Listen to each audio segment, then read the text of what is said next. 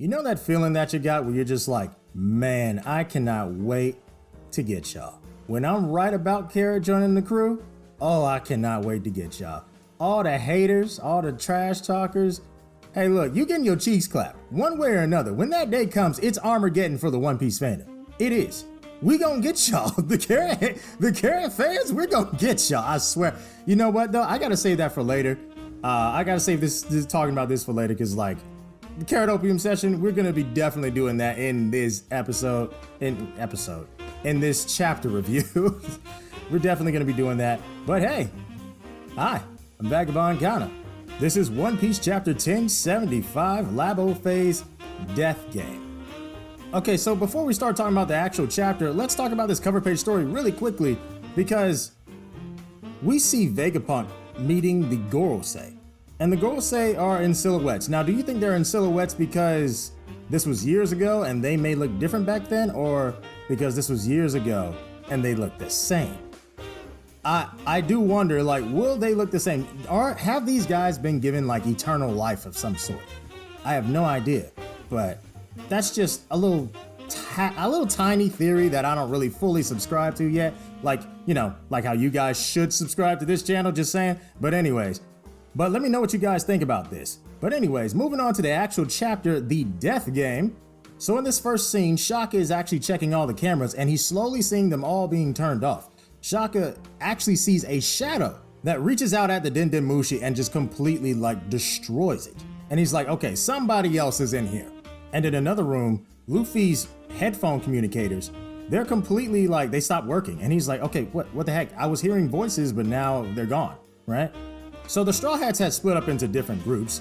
Nami and Brook and Edison are together. Nami and Brook, they find, well, exactly what Nami wanted to find, which was treasure. She found man-made jewels. In classic Nami cat burglar style, she just straight up takes it, even though Edison's like, no, don't take it. Stop, no, we want those. They're very expensive. And she's like, and I think Brooke said, they're just like, oh, well, we're all leaving the island anyways, right? So you might as well just jack your stuff real quick, you know what I'm saying? And it was like classic pirate. I swear, Nami really does actually have that classic, like that actual pure pirate mindset. She's like, okay, I want treasure. I'm going to steal for you and I'm going to take all of your stuff because all I care about is money, treasure, all that stuff. She has that pure pirate mindset as opposed to like all the other Straw Hats. All the other Straw Hats, they just be kind of chill. She's the only one I'd say that's legitimately like a pirate. Funny thing about Nami's character. So Chopper and Robin are together with Astro Girl, aka Atlas. I love Atlas's design because Atlas really does give off that old cartoon style, that old Japanese cartoon. Also kind of the Jetsons vibe, but more so like Astro Boy stuff. But anyways, so here they see man-made organs. And Chopper's like, wow, that's crazy. And then Robin's just like, huh, I thought Vegapunk got chopped in pieces or something. You know, classic Robin comedy. Here's the interesting thing. This is another reason why I'm just like, hey, yo, Vegapunk definitely cannot be, you know, the next Straw Hat. Because look, he does the exact same thing as Frankie, only better, and then he does more. He has medical knowledge and everything, like what Chopper's trying to do. So it doesn't make sense for Vegapunk to join the crew at all. To be an official Straw Hat, that is. He can sail, but an official one, yeah, that's a little crazy. But Vegapunk, he's got a lot going on for him. He really does. He's the smartest man on the planet. In the next scene, we see Sanji, Jinbei, and Stussy together. Now Sanji, he's doing his usual simping thing. It's funny because it's so stupid because Sanji's like, hey, can you call me a dog? I'll be your dog. I'm like, what in the hell? This man... And he's like, I remember you back in Whole Cake Island. It's so nice that I can be able to sail with Stussy-sama. And and after he's asking her to be, to you know, call him a dog and everything, she's just like, hey, as long as you can find Stella for me, silly. And you know, she's being flirtatious because, guys, she's the queen of the pleasure district. That's literally been her lifestyle for, well, obviously a very long time if she was the queen of it. I'm just saying. But anyways, very flirtatious is kind of her thing. But yeah, So it's funny because the Sanji gags kind of do represent a lot of what the fandom actually is kind of like, because a lot of guys are like, oh man, she's sexy. I want to see so much more of her that she would be the next crewmate. And, you know, the fandom's funny. The fandom's really, really funny. But hey, look, Stussy bad. Hey, I will not deny that. Stussy's bad, Bonnie's bad. Like, I get it, but we gotta temper our horniness, guys. We got to. Don't let it overtake you. And then in the next scene, we see Usopp with Frankie, York, and best girl Lilith, even though Lilith is technically a dude, but we're just going to ignore that. So we come to find out in this scene what weapon Lilith is actually holding. It's an interesting gun. It's a gun that shoots out bubble shields. So that's some Ratchet and Clank junk right there. I'm not even gonna lie to you, but it's a gun that shoots out shields. So, you know, it could be useful for deflecting stuff, not really attacking. I mean, you can attack by deflecting. There's that. It's alright, you know, but you kind of have to fire before your opponent or like at the same time as your opponent does. So there's that. But we're not gonna get into the semantics of that. Nobody really cares. So this group, instead of finding diamonds or organs, they actually find Pythagoras' body. Pythagoras, from the looks of it at first, got his head shot off, but that didn't actually happen. Pythagoras jumped out of his body before anything, you know, before he took like severe damage altogether. He jumped out of his body and he's like, hey, wait a sec, it's me. I'm Pythagoras' head. And he scares the crap out of Usopp. Usopp's like, what the? He's about to shoot him and everything. And all of a sudden, York had spotted S-Snake. And she's just sitting here in front of S-Snake, petting S-Snake and going, hey, what are you doing out here? Did Edison say stop operations? Oh, you're so cute. And it's funny because it's funny how Boa Hancock just literally sits there. And she's like, this Seraphim is always smiling all the time, just sitting there just with a big old grin on her face. And then she just goes, metal, metal, metal. And I'm just like, dude, that's like the most sinister junk. It's this little girl that's trying to kill you, but she's always got a consistent smile on her face. That's some goddamn Orphan junk. If anyone's seen that movie Orphan, that's what that reminds me of. Even though Orphan, she didn't smile that much, did she? I haven't seen that movie in years. What am I talking about? But this is also a demonstration of what Oda said by you can feel other types of emotions other than like sexual emotions, right? So you can be like, okay, this is a cute little girl or something like that. This is something that a lot of people brought up before when it came to like the CP0 agents, like they were transformed to stone. People were like, okay, it was probably more like, oh, this is a cute little girl, not some sexual predator type thing that they had going on. So I could understand that. That makes sense. Okay.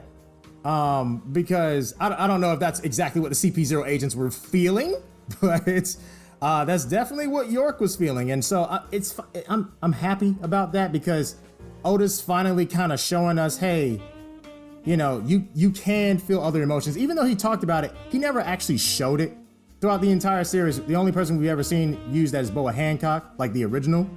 And you know, we know how the original Boa Hancock is. She's a grown, sexy woman, the best looking woman in all of One Piece. So it's like, okay, it is what it is. But then we have Child Boa, so you had to kind of question it. But he's demonstrating it right now, how the fruit works. So you can use it with other emotions, which was already confirmed in like an SBS. But it's now officially confirmed by him actually putting it in the canon. So thank God for that. So this puts Usopp and everybody else on alert. And they're like, okay, this is our enemy. They're attacking us for some reason. And so Lilith, you know, she understands that she can't override this. And so what S-Snake does, she lifts up her hand and fires a light beam at these guys. And is it just me? Or is that really, really freaking cool how they just, you know, it's kind of like Dragon Ball Z, right? They just lift up their hand and fire a beam at you. And is, you know, I know the old pacifistas did that, but they had like a little hole there. But in this one, they're like just conjuring up the light because these are actually like flesh beings, right? So they're conjuring up light beams in the palm of their hand like a Dragon Ball Z character. And it's just so dope. It's like watching a Dragon Ball Z character. I mean, it is what it is. Like, what do you say? But the group later on decides, okay, we can't beat this girl. So we gotta kind of go. Even Lilith, she's like, yeah, of course we can't win. These are the strongest humans. And the scene cuts away after that. So we cut over to Zoro, Luffy, and Shaka. And Zoro's like, Luffy, lend me a hand. And we see him standing in front of Mini Mihawk and Kid Kuma. And I'm just like, okay. Yeah. No, it's good that Luffy showed up because this man Zoro was about to get his cheeks clapped. I'm just like straight up. I mean, like, yeah, Zoro's like, you know, I'm not downplaying Zoro or anything, but like, I don't think he would win this. I really don't. I have every reason in the world to not believe in Zoro in winning a 2v1 against these two Seraphim. I'm sorry. But Zoro was actually trying to protect CP0 because the Seraphim were trying to kill CP0 as well. And Zoro was like, hey, you know, I can't just let them just sit here, you know. I would kind of feel bad if I just let them lay here and die, you know what I mean?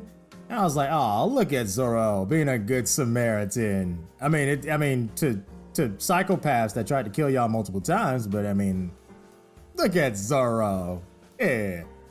But then after that, Lucci and Kaku actually wake up and they're like, hey, take these handcuffs off. We're more useful to you actually fighting alongside you. And Lucci and Zoro do the Odin disgust face. They look just like Whitebeard and Odin when they make this face. And I'm just like, this is quality. See, at first this chapter was just okay, but now it's an 11 out of 10 just because of the face alone, okay? But no, I mean, all in all though, that's the end of the chapter. This chapter was okay. It was okay. It's nothing really to write home about, but it is something that we do need to take note of because this is a mystery, right? This is a whodunit type mystery. Why is this happening? What's going on? Why is this a thing? And this chapter is just another set of clues for this. That's why I'm like, okay, every chapter involving this is going to be super important. I'm just not really, you know, for this chapter wasn't like, oh, it's just the most amazing thing to get excited for. It's not gonna drum up a lot of hype, but the mystery portion is really nice. And that's something I really wanna focus on. I need to really look at a lot of details. I've already been doing this, trying to find out who is doing what. And I'm trying to see if I can pinpoint exactly what happens. Because when it comes to this stuff, I love mysteries to death, man. I really do. But anyways, let's get on to the comments. Okay, this is a post by me. Usually I don't do my own posting and comments and whatnot, but you know, I had to do this because this is the new volume that we will be getting. And as you can see, you have Shanks, the Emperor red-haired Shanks, Blackbeard, new Emperor Luffy, and new Emperor Buggy. And in the middle, what do you have? You have Karato. Indeed, indubitably you do. So, hey, look. I'm gonna go over the comments in this area because and other places too, because this is, I know it looked like I went crazy, like what I typed out, but like, I kid you not, this was actually my reaction to seeing this. I kid you not. I was actually laughing maniacally, and I was just like, oh, I'm gonna get y'all. Oh my God, just wait till the day comes. Oh my God, I can't wait. I'm gonna be talking smack to everybody on Reddit. Like, I'm telling you, man, I'm making a new VPN. I know I'm perma-banned from Reddit, but I'm making a new VPN. I'm gonna roast everybody that dared cross me when it came to this carrot junk. I'm gonna roast everybody. And then I'm gonna turn my attention towards the YouTubers that are also carrot haters, like King of Lightning, Brago, which, you know, I'm not even gonna lie. I love all these YouTubers. Don't get it twisted. Like, I love these YouTubers, but you know, you gotta get got, man. Oh, JD Legend for sure. He gonna get got. JD be tripping. You know, he can't keep his freaking mouth shut. But like, I'm telling you, man, I may not get it. Hey, you know, they're not gonna respond, but that's fine. I just want to roast you. I just want to roast you. Y'all gonna get it, and I ain't gonna stop roasting either. I'm gonna keep doing it for a while at least. So here's a comment by Ahoy. He said, Oda was born January 1st. He is a Capricorn. Horn goat. Now this is the original picture that came out back in 2002 when he first released the volume. Volume 25, I believe it was. So yes, this was foreshadowing of what was to come in the future. Luffy being emperor, Blackbeard, Shanks already was an emperor at that time, and Buggy. Buggy is now an emperor. So, but he had a goat in the middle, and it's just like, you know, it's curious because it's like, why is there a goat in the middle? Why just, you just trolling or something? Like, what's going on? And the thing is that some people would say, oh, it was the year of the goat. Just like with Carrot, it was the year of the rabbit. That's actually completely false. It's completely wrong. No, it was 2002. That is the year of the horse, not the goat. The goat comes the year after the horse. This was the year of the horse. So it's just like, okay, this more so may be just a representation of certain things with Oda. I don't know what Oda's trying to say. I mean, we know, you know, y'all, people who watch me, y'all already know Carrot's joining the crew. You already know. Like this really, there's no reason to doubt. If you have doubts at this point, I'm just like, bruh, what do I got to say? Like I have done so much research on this. It's crazy. What do I have to say to convince you, man, that she is the final Straw Hat? She is the 10th member. What do I got to say, you know? But I've been doing all this work. And the crazy thing about it is that it's not even me reaching. I am telling you things that are in the damn story. It's actually there. I mean, there are other things that make connections to other stuff, but it's like, those aren't reaching. That's not me reaching either. You know? Like I said, I've said this plenty of times, check out the 10th Titanic Captain video. Just check it out. It's one of the other reasons, one of the many reasons why I'm not worried about Carrot not joining the crew. The only thing that I'm really worried about is how long will it take. That's just me. And honestly, I'm not really worried about how she'll join either. But I mean, I hope it's in a cool, you know, dignified way and she didn't just like, I don't know. It's just, I wanted to be a special moment for the final Straw Hat. And yes, I do believe this is the final Straw Hat because I think if you add on a bunch more characters after this, it's a little too much. It's just pushing it. But what do I have to say? Carrot is the final freaking Straw Hat. It is not Stussy. It is not Bonnie. It is not Vegapunk. And guess what? It's also not Vivi. I'm sorry, y'all. I'm sorry. You lose. You lose, man. Because I promise you this. Not a single one of any of you human beings have as many arguments for any of the characters that you're vouching for as we do Carrot. And I promise you that. You do not have it. Have fun trying to beat us. Have fun. That's why I don't understand certain Carrot fans that are just like, oh, I've given up. I'd be like, why? You have so much at your disposal more than anyone else. You got Yamato fans that have zero. They have like one thing and they're going off of that one thing. Whereas we got like 57 and you gave up? Why? Why did you give up? Oh my God, I swear. I can't with some people, but it's like people, they'll have one reason why they gave up. Like, oh, she didn't get enough screen time in Wano or, you know, other stuff, but they don't really read between the lines. They kind of just stop where it is. And it's like, I think it's also because of peer pressure, because most of the fandom kind of goes against Carrot fans. It's that, like, especially the YouTubers, they're real vocal about their hatred for Carrot. And it's just like, okay, so they probably give in to peer pressure and be like, all right, I'm giving up because everyone else told me to give up. Well, me, Vagabond Kana, I'm telling you to not give up and to ignore those guys, okay? They don't know what they're talking about. These will be the same people that think Shanks is the strongest in the verse, and they can't give anything, any feats. They talk about some freaking, you know, I'm not even gonna get into that. The point is that they even think that Yamato is still gonna join. Like, you hear Brago still thinking that Yamato's gonna join. You hear King of Lightning still thinking that Yamato's gonna join. I even saw Shonen Showdown say this. It's like, Shonen Showdown, come on, man. Now, like I said, I like all these YouTubers. I have nothing against them. I just know they're wrong, you know? Heck, Parvision thought that Shanks was gonna join the crew. Are you really going to listen to these people? I mean, like, really, let's keep it a buck here. I can't, man. I can't, man. Carrot fans are going to win.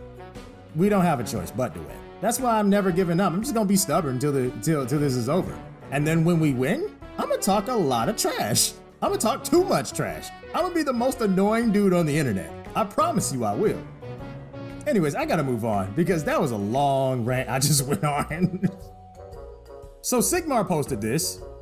He's talking about the 4 emperors and the new cover for the volume. What was it? Volume 105? I think, yeah, volume 105.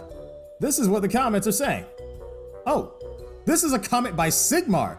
Carrot. Bro all right, who invited my man Blood? Bro thinks he's on the team. Oh, okay. I mean, well, she's not an emperor, so I can't really talk trash about it. But she'll be on the Straw Hat crew. I tell you what. Get ready, Sigmar. Get ready. Carrot there just to remind us Carrot fans that she didn't make it onto the crew. Look, have a little bit more hope, buddy. Pick your head up. It's gonna be all right. I promise you it's gonna be all right. Carrot, they just be letting anybody in. Okay, that's funny. That's pretty funny. And foreshadow that Carrot is the go. Heck yeah. Heck yeah. Okay, this is another post with Sigmar involving Carrot. He's talking about Carrot again. This dude certainly loves Carrot. Oh my god. He says, who invited Carrot? Now here's a comment from a very intellectual individual, and this guy, Michael M. Powell. He says, the only volume cover we don't understand, and I know people will reference the Year of the Rabbit, but what it has to do with the context of the story? It has to be meaningful context behind it, rather than throwing random characters in for no reason. Carrot has a role to play.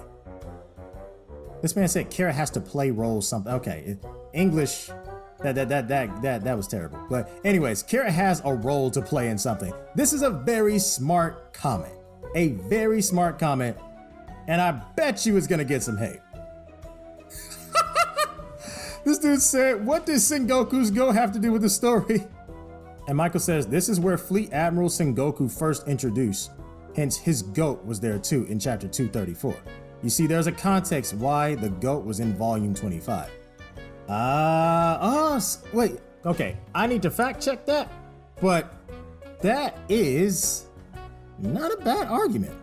That's not bad at all. See, this guy up top, he was trying to downplay hard, but you know, that's what they're gonna do when it comes to Carrot. They're going to do it. They can't help themselves. They just like, Carrot, we have to downplay.